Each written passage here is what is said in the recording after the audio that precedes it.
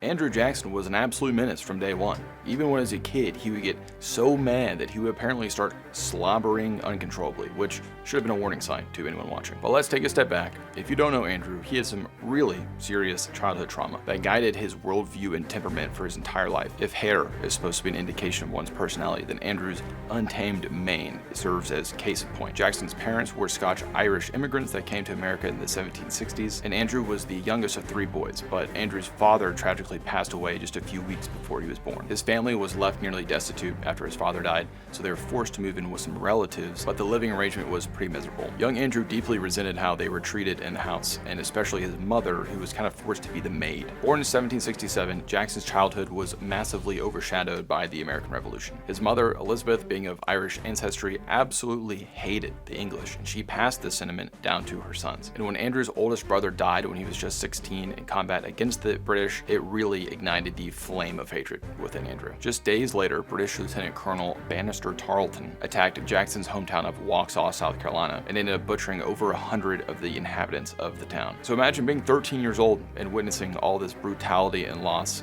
It was not an ideal childhood, to say the least. And this brings us to 1781, where things went from bad to worse. One day, Andrew and his brother were running away from a group of British soldiers and took shelter in one of their relatives' houses. One of the neighbors saw and ratted them out to the Redcoats, who then came in and found the kids. The way the story goes, the officer asked young 14-year-old Andrew to clean his boots, and when Andrew refused, he smacked him on the head with his saber.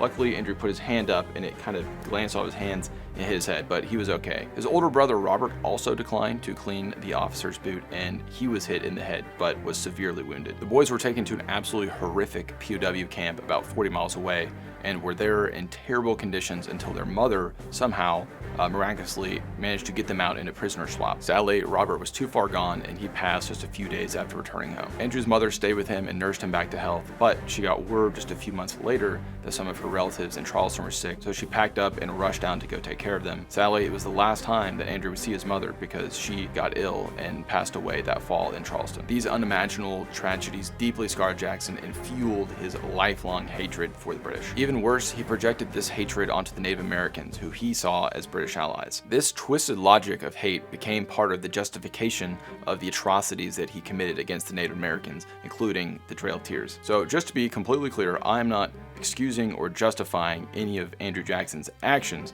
but what I am saying is that his story reflects the darker side of the revolution, of the trauma and of the pain, and how the impact of the revolution wasn't just political, but it really shaped the lives of the generation to come after, for better and for clearly much worse.